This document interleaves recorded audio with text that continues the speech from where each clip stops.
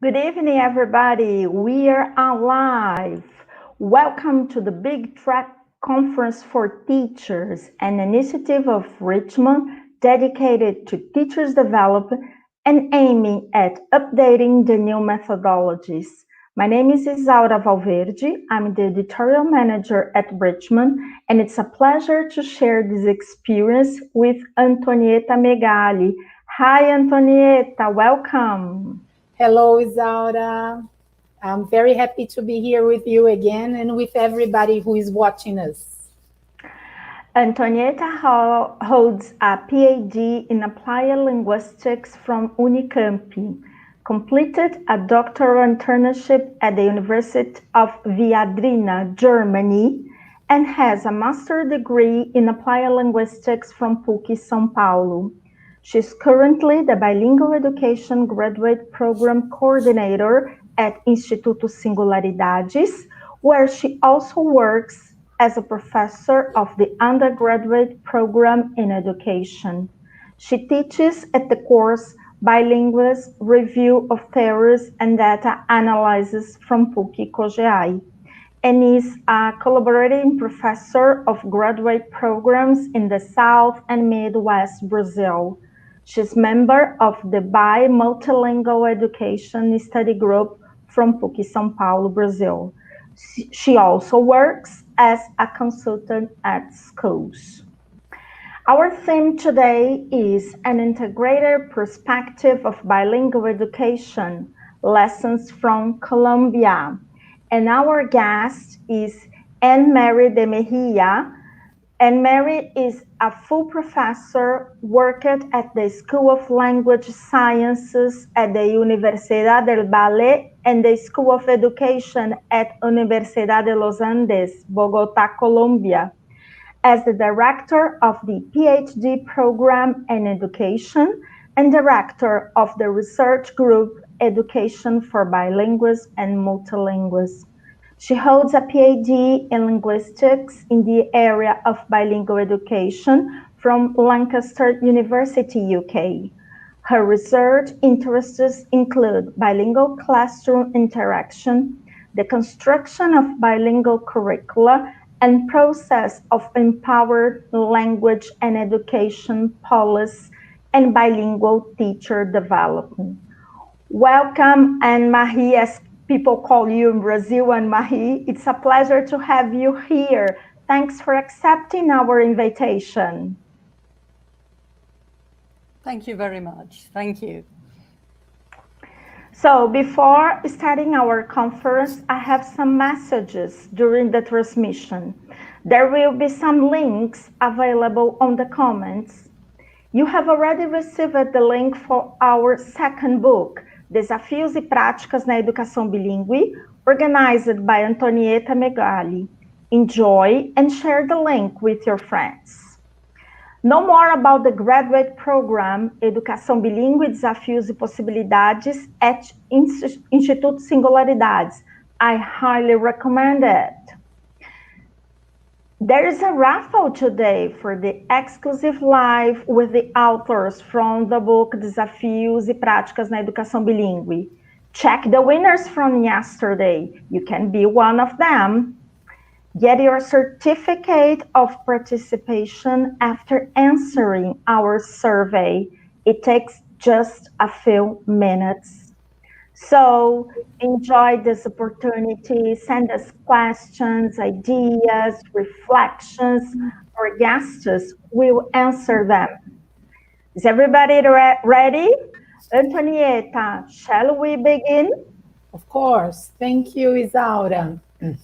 So, Anne-Marie, I'm very happy to be here with you. It's a great honor for me to have this talk with you. Thank you for having accepted our invitation. Oh, I'm so happy to be here. I feel that I'm almost with you in person, although it's obviously via this webinar. But I'm really happy to be with you, and I look forward to our conversation. Oh, thank you. So I'm going to start from the very beginning. And for the ones who don't know you yet, Anne-Marie has been working in Colombia. How long have you been working in Colombia, Anne-Marie?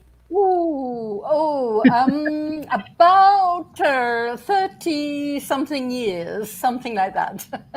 Okay. So we are going to talk about bilingual education in Brazil and in Colombia. But referring to the title of our talk, the first question I would like to ask you is, what does an integrated perspective of bilingual education mean? Right. Well, that's a good question. As you may know, and as lots of people have said, the two traditions of bilingual education, both of speakers of minority languages and speakers of majority languages, which is the typical way of referring to them, they really are part of the same continuum, and yet traditionally they've been seen as completely separate. So you work in indigenous languages or you work in foreign languages, and really they're all part of this same continuum. So the idea of an integrated perspective means that they are both concerned with language and cultural contact at regional, at national, also at international level. And therefore, in both traditions, it's very important to develop positive attitudes towards difference and diversity. And also, another thing that we found, and I think, Antonietta, you know about this very well, that it's very important for the actors in these programs to get into contact, to construct this integrated field and this cultural contact. As you know, in 2004, we began a series of conferences, of colloquia, starting in Buenos Aires, passing through Bogota, Sao Paulo, of course, Oaxaca in Mexico, Valparaiso in Chile, and Lima, and possibly again in Sao Paulo in the not too distant future.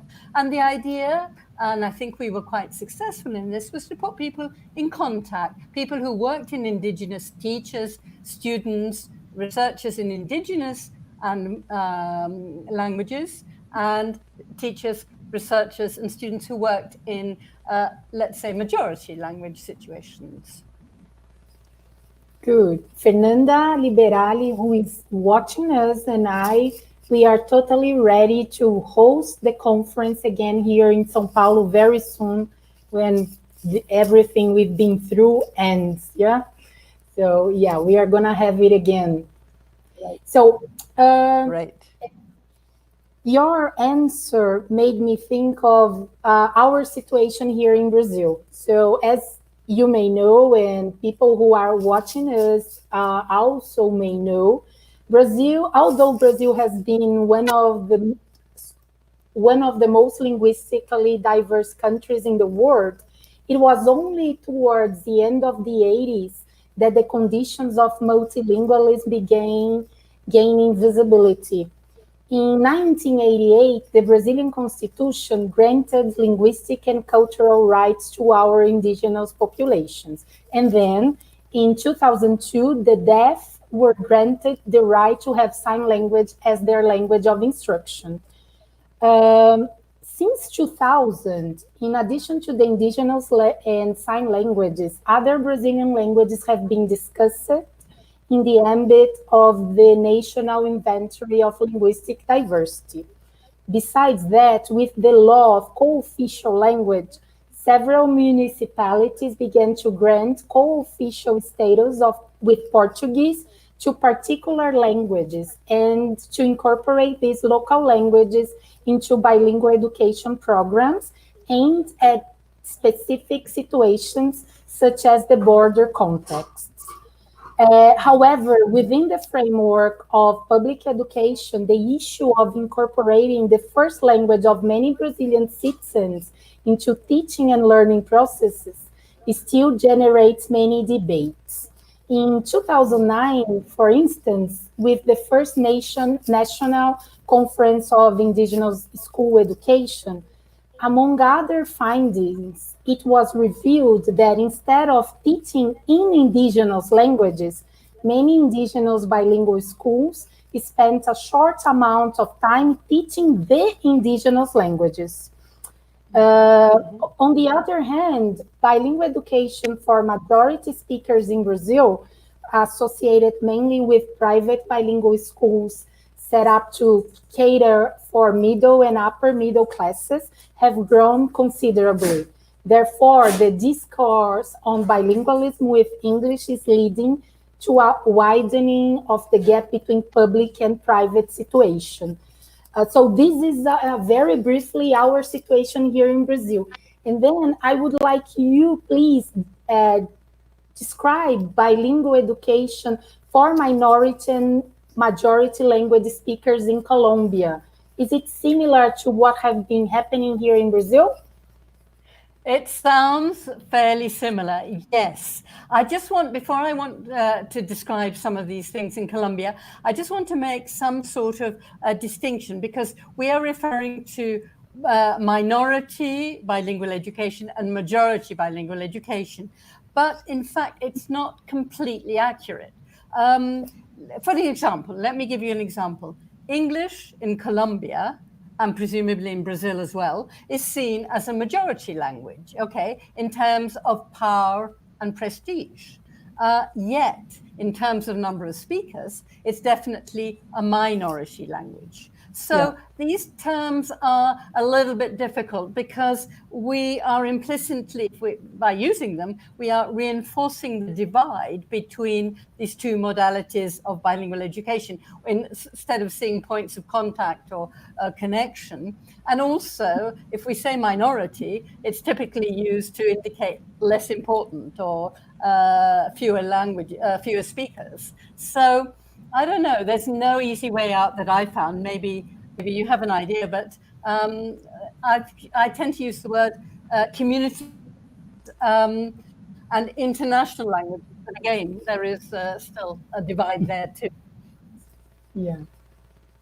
Yeah, you are totally right. And I think we need to create new words to define our super diversity word nowadays. It also happens to native language or foreign language. Yeah, you are totally right. When we talk, and I think it's very important to say that when we talk about majority and minority, we are not talking about numbers, and somehow we are reinforcing the powerful groups who decide who is majority and minority. But it's hard to find a word to define, yeah? Yes, it is. But yeah, it's something that people are becoming more and more aware of. And the idea that there are, that we should be thinking of them as different languages without evaluating or saying, this is majority, this is minority. Yeah. Okay, Okay, let me just briefly sketch in the community language scenario. In Colombia, these were first called ethno-education programs in 1995. There was a decree that came out. Or, as in the rest of Latin America, they were referred to as intercultural bilingual education programs. However, more recently, the indigenous communities have said, no, we have a different name. We're going to call them educación propia, which means own education, our own education, rather than ethno-education. And it's now it's the local indigenous authorities, not the education secretariat, who are responsible for these programs. They have the complete autonomy for these programs. And they recognize diversity is a basic educational principle, as you have said, Antonietta, very well. Although Brazil is definitely the most diverse country in Latin America and elsewhere, Colombia has 65 to 68, depending who you look at, community languages. So, quite a lot too.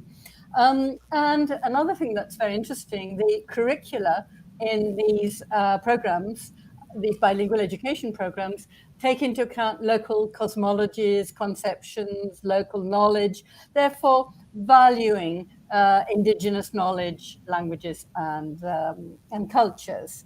And there is, of course, the obligatory use of the indigenous languages. Now, this might seem simple, but no.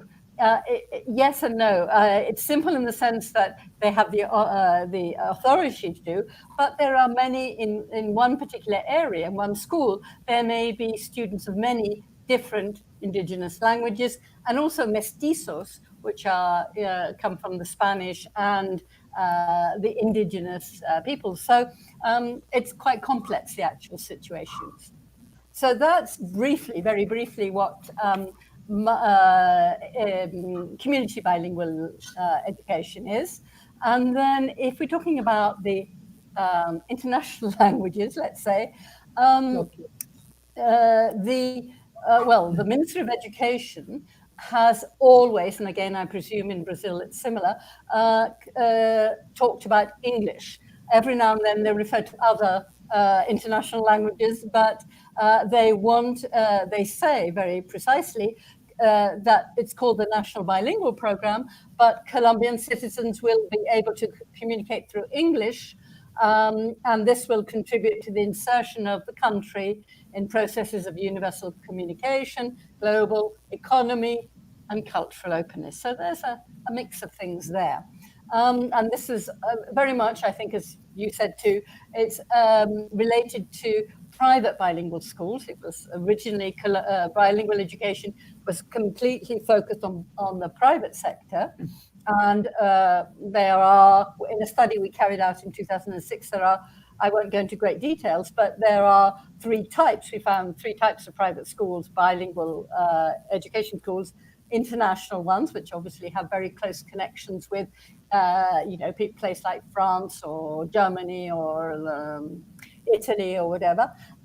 National bilingual schools who have been founded by Colombians and have mostly Colombian teachers there. And then we have a third modality called intensified English programs, which really are often used in schools which are transitioning towards bilingual education. So they up the number of hours, they increase the number of hours in English, but they don't use English as a medium of teaching and learning. So basically, those are the main differences, I think, characteristics. Interesting. Now Isaura is coming to ask you a question from our audience. Yes, Okay. it is a question from Camila Diaz. As the process of bilingual education in Colombia in the past few years have been similar to what we have been facing in Brazil recently, what kind of advice would you give us considering educational policies? Okay, that's a really interesting question.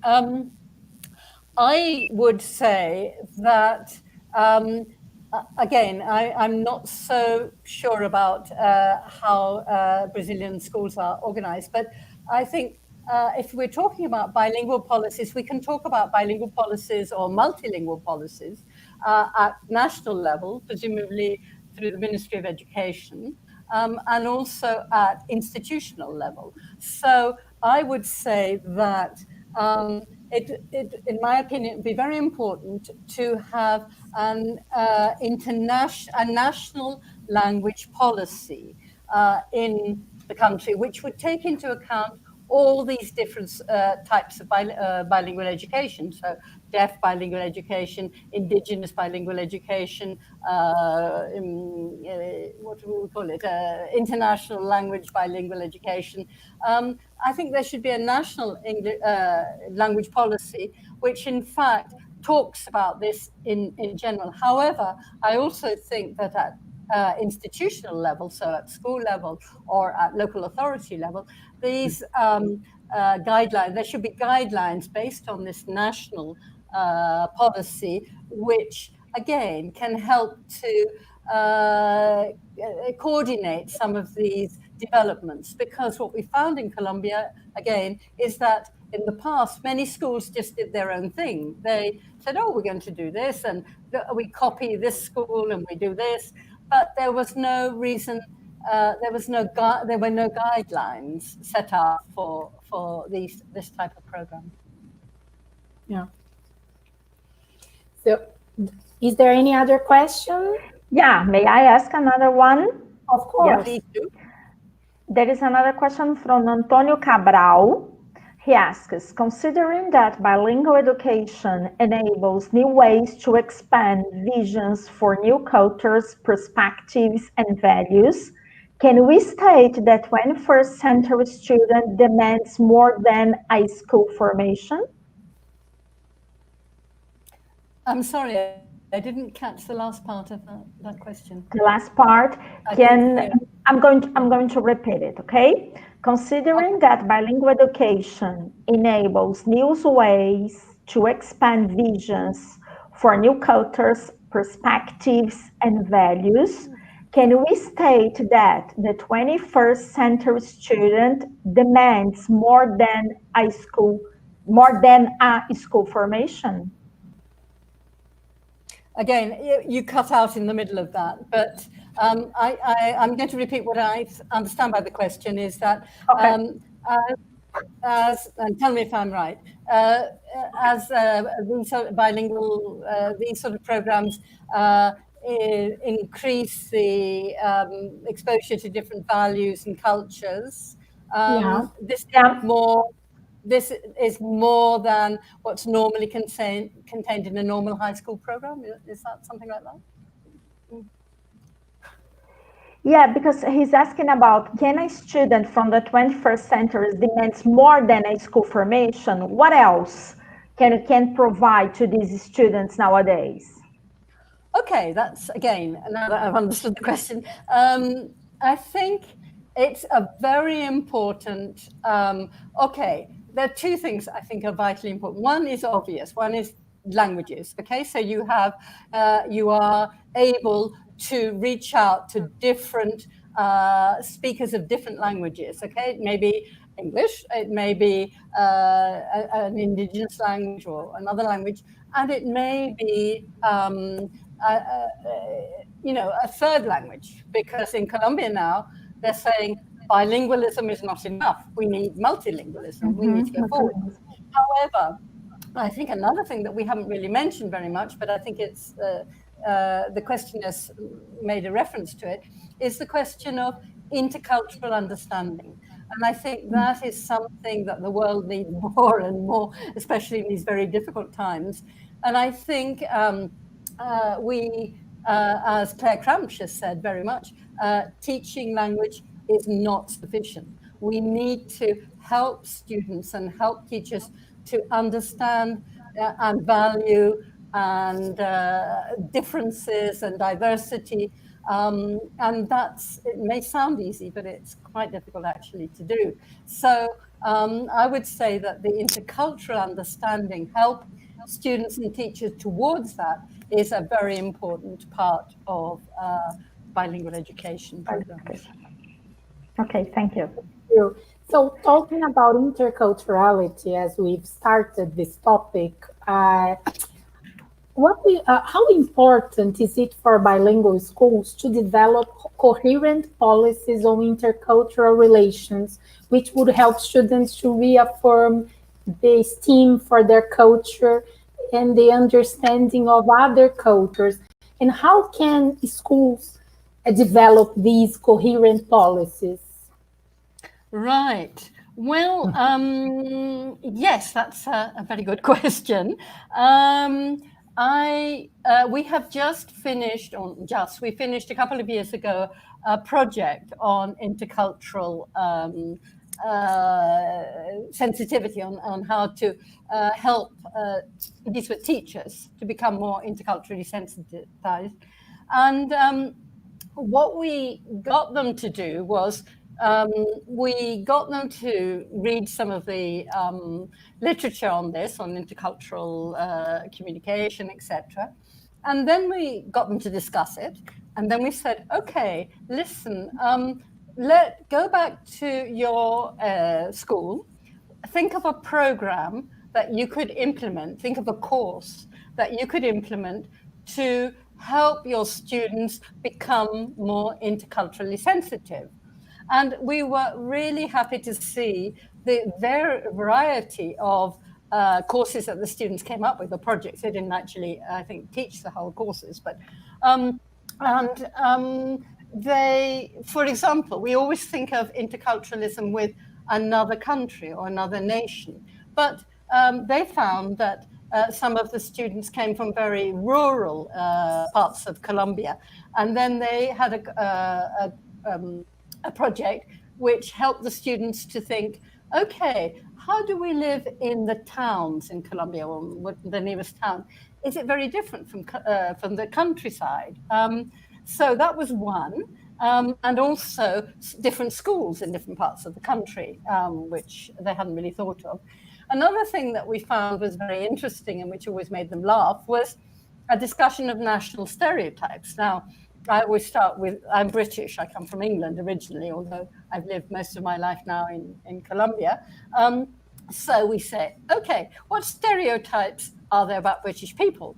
And a student a long time ago of mine said, well, he found out from, I think they were children about 10 years old, and they said, British are old-fashioned, formal, polite, and known for tea. So you said, okay, yes. But now, can we go beyond these stereotypes? How can we get and understand that people are, within one country are very, very different? And also, how can we help to value these differences, not to see them as a threat or as oh, well, that's not right.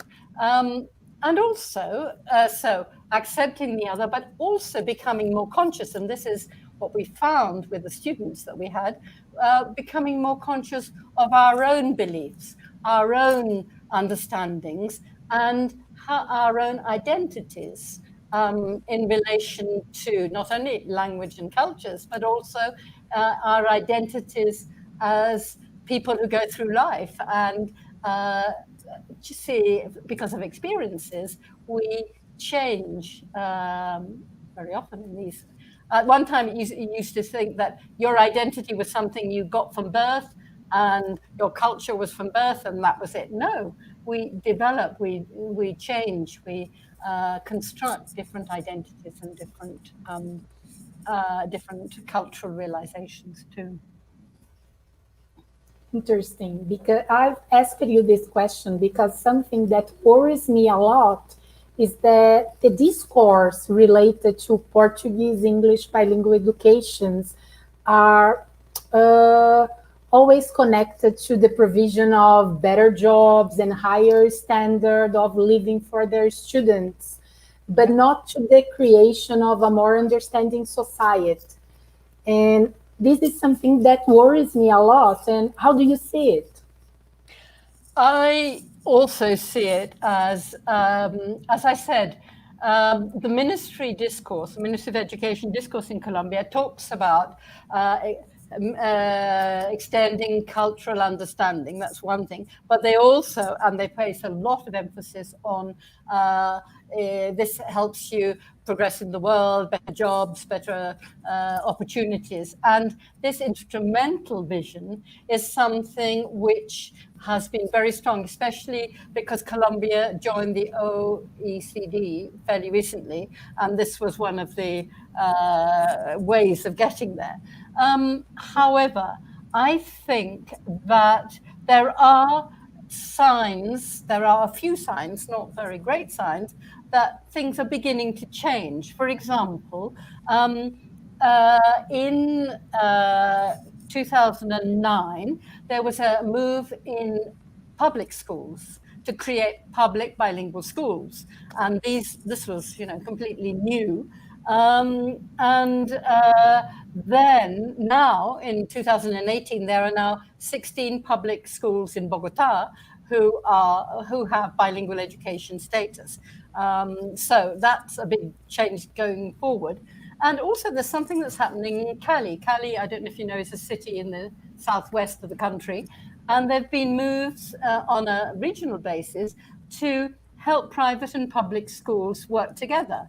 So the Chamber of Commerce in Cali has arranged a team of public and private organization from the academic, governmental, and business sectors to join efforts to improve bilingualism in schools. And that's one very interesting sub-project, which a student of mine told me about, that it's called English Together, and it generates, the idea is to generate a socio-cultural integration between the students of private and public schools. So I think in a way what's happening, I know I'm not perhaps answering quite directly your question, but there is a coming together, there is a beginnings of some sort of integration between bilingual education in the public sector as well as in the private sector. So I think that's positive. Yeah, definitely. So there are many questions for you. Isaura is going to ask some of them. Right. Okay. Fine. Yeah, another one. Yeah, many questions here. One question from Djalma Vanderlei. Do you think using your own country's culture in the English class help us destigmatize the English language and culture, especially regarding the hegemony of some English-speaking countries? So what I understand is that, are you talking about native speakers of English there, or is that the, I'm not quite sure. No, not native speakers. Brazilian students here. I think I can explain, Isaura. Djalma is asking if, while that's what I understood, Djalma. If I'm wrong, you can comment on that. So if we use our own culture while we are teaching English, does it help to destigmatize the English language and culture, especially regarding the hegemony of some English-speaking countries? Okay, I understand. I've now got the question in front of me. Your own country's culture. You're talking about. I understand that it is a Brazilian teacher using. Yeah. Yes, I would agree entirely with that, because for so long, and again, it may be the same in Brazil, in Colombia, if you're a so-called native speaker of English, you come with all this baggage from English-speaking countries, etc. And in many traditionally of the bilingual schools, this was considered a big advantage. However, more and more, and I think David Graddle, who's written on this, has said that the native speaker is more of a hindrance than a help. It's more of a, and so really what you're doing is you're saying competent bilingual Brazilian or Colombian teachers have this added dimension that a native British or English speaker does not have, or American, and I think can really, it's very helpful to not only and pedagogically, because the teacher knows where the students are coming from, but also can help to counteract this hegemony of English in the world. And when I remember many years ago, I was starting teaching in Colombia, and many people said, oh no, we don't want bilingual programs because we're worried about our students' identities, and we don't want to be taken over by the empire, et cetera, et cetera, et cetera. So yeah, it is something that is very important, I think. Is there any other question? Yeah, there are many. Another one from Itana Links. She asks, English is a lingua franca, language of function, of engagement as global citizens. Do you think everyone should speak English to have a voice in the world? That's a nice question. No, I don't. I think that English is not the only lingua franca. I think there are other lingua francas. It depends which part of the globe you're in. If you're in sort of southeastern Africa, I understand that Kiswahili is the lingua franca. So although in many parts of the world, yes, it is, I think it's really important to have various lingua francas. Like in the European Union, there are certain languages which are used. I think there's French, some maybe Spanish, used as official languages within the European Union. All the discussions. So I would think it's much better to have a plurality rather than only one lingua franca. Okay, thank you. Right. So, continue our talk about how to develop intercultural competence among our students. I think a key factor would provide our teachers with an education towards interculturality. Yeah, something that it's very rare to find in our syllabus and curricula. So, what would you suggest us to do in order to deal with this issue and to have well-equipped teachers when we talk about interculturality? That's a big question. Well, I think, as you say very well, it's often not associated with language learning. Language learning is the language. So it takes a bit, you have to take a step back and think, no. If I'm learning a language, I'm also coming into contact with different cultural systems. So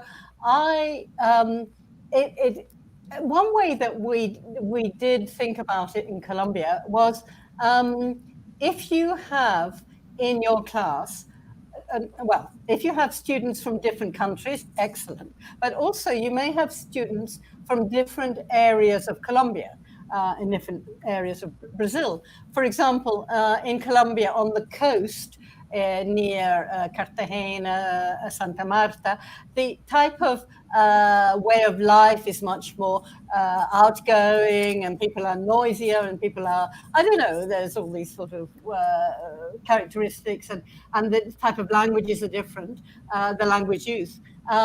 Whereas in Bogota, which is up in the Andes Mountains, it's much more closed, and people are less joyfully happy, well, at least apparently. No, I'm exaggerating, obviously. But sometimes just taking different students from different areas of the country and getting them to talk about certain things, and how do they celebrate this, that, and the other, or something. I think that can be a beginning of seeing that it's not just Americans and English people, but it's within one's own country. There are many different cultural practices, and I think this begins to open people's eyes to the link between language, culture, and difference and diversity, and then from there to go forward. And also, I have to make a plug, for something. I'm going to do it anyway. We created, as you know, Antonietta, a multilingual MOOC, which is a massive online open course on interculturality after this project that we did. And it's online, it's free, and you have all the details. And it helps people to reflect on diversity, hybridity, third spaces. At present, the MOOC is in English, French, and Spanish, but I understand in the not too distant future there's going to be a version in Portuguese. So that might also be a good support for this sort of endeavor. Great. And as you've mentioned, third space, maybe not everybody who is watching us know about this concept. Can you explain it to us, Marie, please?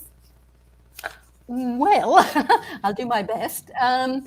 Third spaces are, it comes from, the idea of space is really interesting because I presume you've also heard about translanguaging. I understand that perhaps there was a talk on translanguaging or conversation about translanguaging in these sessions. Two pieces of Right. Well, translanguaging also talks about third spaces. So it's the creation. It's not this, as we've been talking about, one language or another language. It's this creation of an in-between space, let's say, between. So there is a creation of, in our case, if we're talking about interculturality, an intercultural space where you're not looking at Colombian traditions or cultures or whatever. You're not looking about British culture or traditions. You're looking at this place where these two meet, the third space. And this is something which has been around for a while, but I think has become more and more important as especially translanguaging has become very, very popular. And it breaks down what we were saying at the beginning, these divisions, as Nancy Hornberger in University of Pennsylvania said many years ago, it's always, are you bilingual? Are you monolingual? Are you intercultural? Are you monocultural? There are always these contrasts, and this is the space which helps people construct different worldviews. Great. So now I'm going to change our topic a little bit because we started talking about the integration between international language education and community language education, as you taught me today. And now I would like us to talk a little bit about integration, but if we are talking, for example, about a bilingual school in which the languages of instructions are Portuguese and English, sometimes they are so apart. I mean, do you understand what I mean? I don't know if you also have this problem in Colombia, but it seems that we have two monolingual schools inside one school. So how important is to integrate the curriculum? Vital, vital. It really is. And this is a very common state of affairs. And in Colombia, again, maybe in Brazil, the English department is the one that's the bilingual, all concerned for bilingualism. However, we have, again, worked with some of the schools, particularly in Bogota, and we've said to them, listen, the Spanish department, the science department, you all are, it is all important that there is an integration, there is a communication between these different areas in the curriculum, because it's not just the English department that's going to make the school bilingual. It's a curriculum, and there is one school in Cali that I was very happy to see very recently, in which they have now a curriculum, excuse me, curriculum for the Spanish department and for the English department, integrated curriculum, and they do similar notions and functions and topics in different ways, obviously, but there is a connection, there is a communication between the different areas. And I think it may be necessary in schools to have a seminar or some sort of, maybe a seminar where we look at people different ideas on bilingual education, and to look and to see, especially one of my favorites, as for many people, is Jim Cummins. And when he says that what you learn or what you know in one language, let's say your first language in Brazilian Portuguese, you can transfer, if certain circumstances are present, you can transfer to your other language. And he also says that you can transfer transfer what you know in your second language, i.e. English, to Spanish or Portuguese. So I think the more we know about how bilingualism works and how we can help students to use what they have, what they know, to build bridges with new learning, that is very, very important. Great. I also think that this is vital. How can we provide students with good quality education if the areas of the same school don't connect to each other. Exactly. Yeah, and Marie, there are many comments, and Isaura is gonna read some of them for us. Okay. Yeah. Vanessa, Vanessa Kairis, she says, Anne-Marie is an excellent linguistic. Camila Diaz, great thoughts on the role of English. It makes us think more about our roles as teachers of this language as well. Another one is from Aime Ariadne. It's also a great idea to present students at least a bit about the culture of non-hegemonic English-speaking countries. And another one from Wash Lima. There are topics that we still teach using other cultures as example, which could not be a problem if you do not forget us to use ours. There are a lot of comments here, but these ones right now, okay? Thank Thank you you. very much. Very interesting. Thank you. Thank you. So we are almost in the end of our talk. And then, Anne Marie, I would like you, if you could tell us, I don't know if the correct word would be advice, but from your experience and everything you've been through in Colombia, what would you tell us? Because I think in Brazil, we are in the very beginning of this movement. I wouldn't say you're in the very beginning of this movement, knowing a little bit of what's been happening and a lot through you and Fernanda. And I wanted to say something. I want to show you. I'm not going to say it because it's in Brazilian Portuguese, but I'm going to show it. Well, last time I was in São Paulo, Fernanda gave me this. And I thought it was very. No, wait a minute. How can I? Yeah, we can see it. Eu creio, yeah, eu creio em um mundo, eu creio um mundo melhor, eu crio um mundo melhor. Yeah. It's a double thing. One is Yeah. I believe in a better world. This is how I interpret it. And one is the other one is I create a better world. And Exactly. I think that if I know this sounds a bit optimistic, but I think we are trying to work towards the creation of a better world.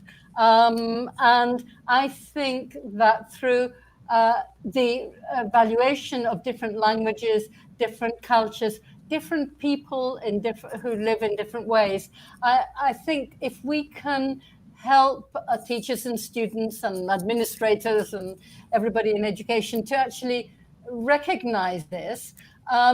There's also, of course, on the other hand, and this has come up in some of the comments, and this is very true, that the hegemonic languages are there not only because they're wonderful languages, but they reflect the power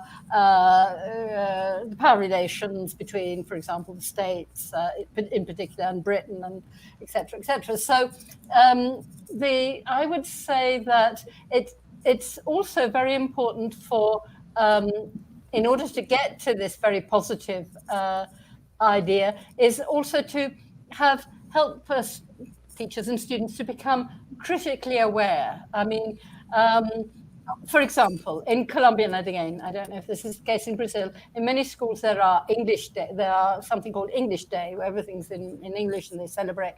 And then there is St. Valentine's Day, and then there is, I don't know, Halloween and all this sort of thing. Okay. But what one can do is to help become critically aware, okay, why in Colombia do we celebrate St. Valentine's Day?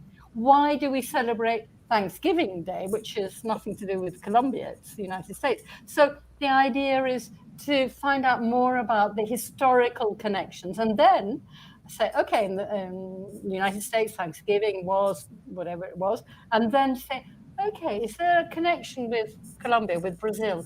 Is there any way in which we can take this forward anyway? So I think it's to critically look at some of these things that we take for granted, like these festivities and cultural manifestations, and then to question them a little bit. What are the roots? Why did they arise? Why in Colombia and Brazil there are different ways?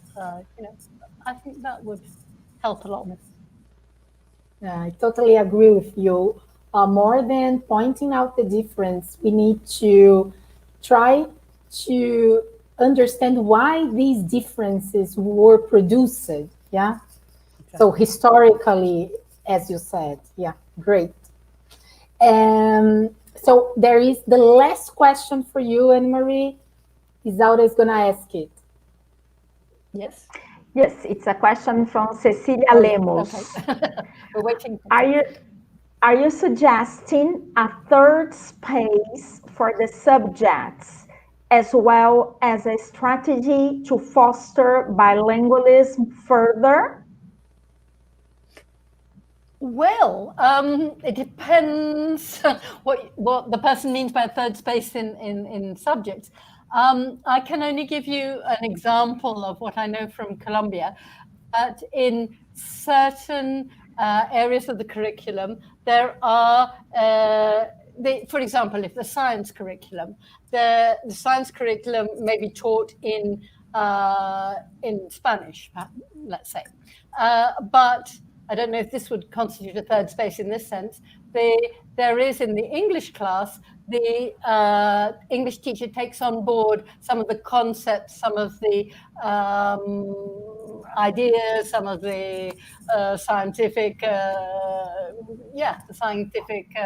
experiments that have been developed in the Spanish class, and then they they read about. So I'm not sure how far one could it's an interesting idea. I haven't thought of that, but it might be. You never know.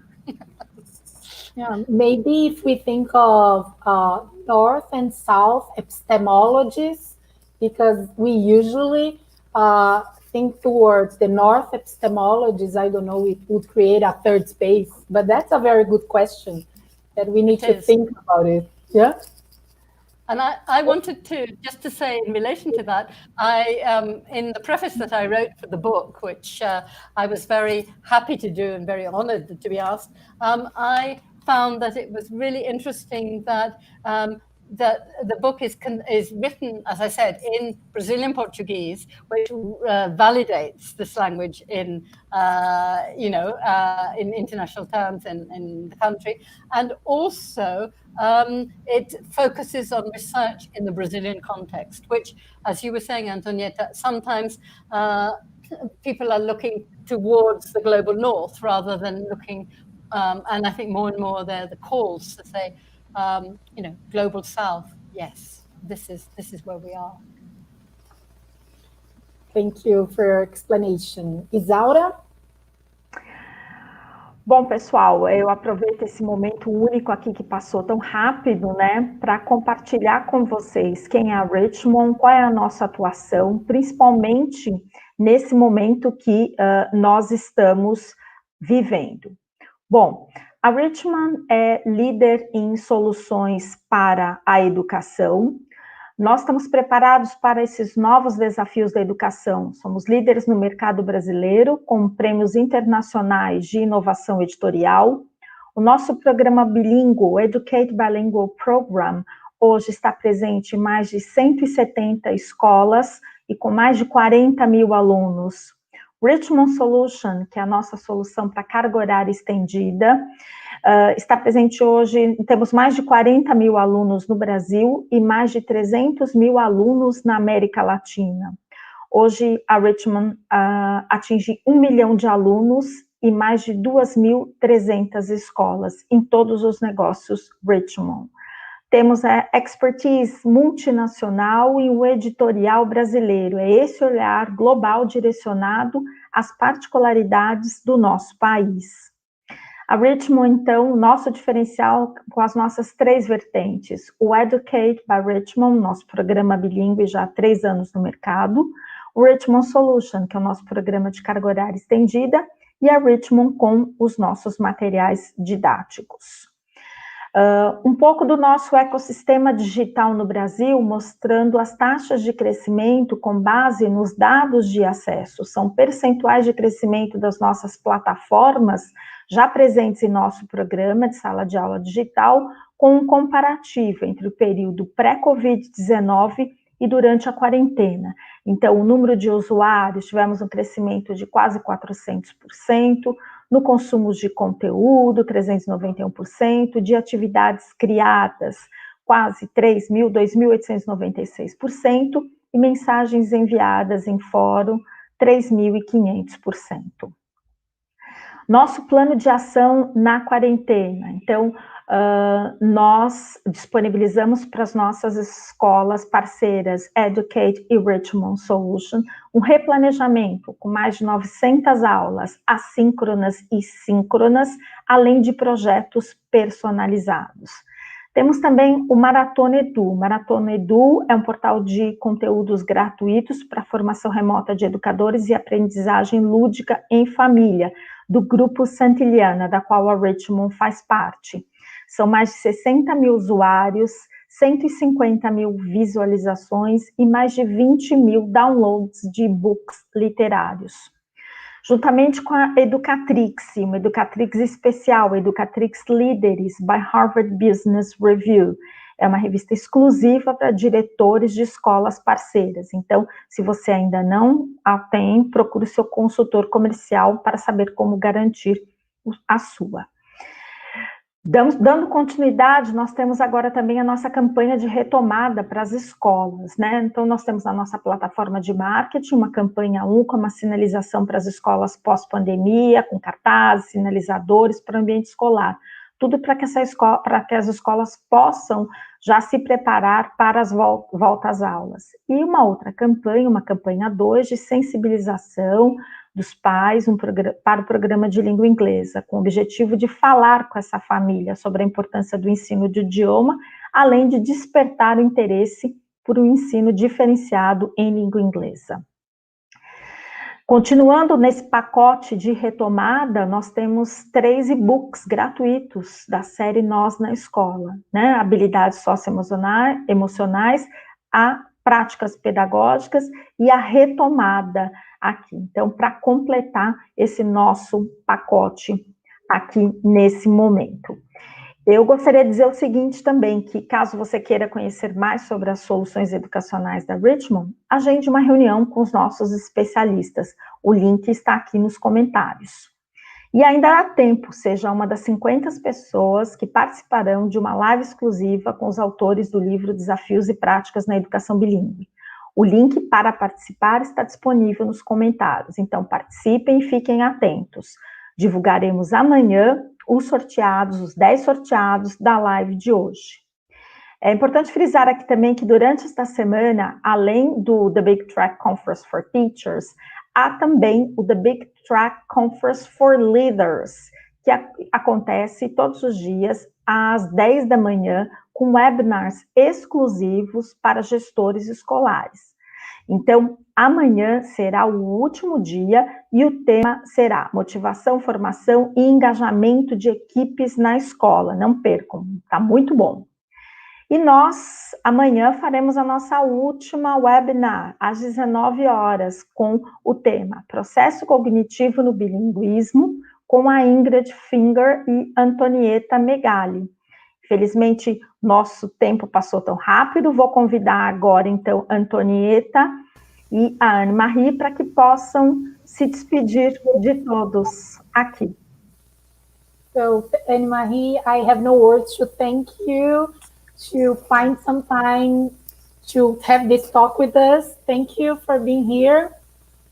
Oh, thank you so much for inviting me. I always am very happy to have contact with anything to do with bilingualism, bilingual education in Brazil. It's almost like my second home. Thank you very much indeed. Thank you. And I would like to thank everybody who is following us and watching and asking questions. Thank you. And comments, yes. Thank you, Anne-Marie. It was a great pleasure. Thank you so much. Thank you very much indeed. Thank you. So, see you tomorrow. See you tomorrow. Boa noite.